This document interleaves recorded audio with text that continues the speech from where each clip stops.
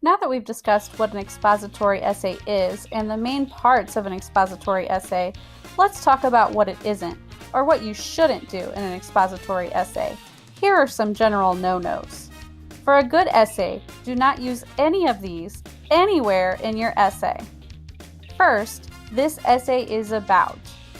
It should be obvious what your essay is about. You should not have to tell the reader that. Same thing with the purpose of this essay is to. Your purpose should be obvious. If it's not, then you need to write a better essay. I will explain to you. There are two things wrong with this. First, we have I, which is not third person. And then you shouldn't have to explain to them what you're going to explain to them. It should be obvious. So that should not be necessary.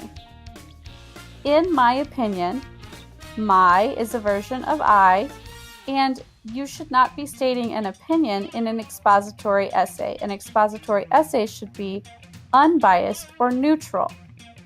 Also, it will make your reader question your credibility when you're giving opinions.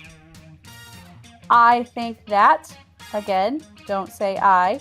And also, it should be obvious that what you're writing is what you think, so you shouldn't have to tell them that. It's repetitive and unnecessary. Again, do not use I in an expository essay. The only exception I can think of is if you were using a personal experience as a supporting detail in one of your paragraphs or as a hook. Other than that, under no circumstances should you be saying I anything in an expository essay. My thesis is, again, my is a version of I. And then if it's not obvious what your thesis is, then you don't have a very good thesis. You should not have to tell them what your thesis is. If you look at this meme down here, he says, "So tell me, student, after hearing me state several times loudly that I didn't want to see I on your paper, what made you think it was a good idea to use I as the first word of your essay?" And that's the reaction you'll get from me if you use I in your expository essay.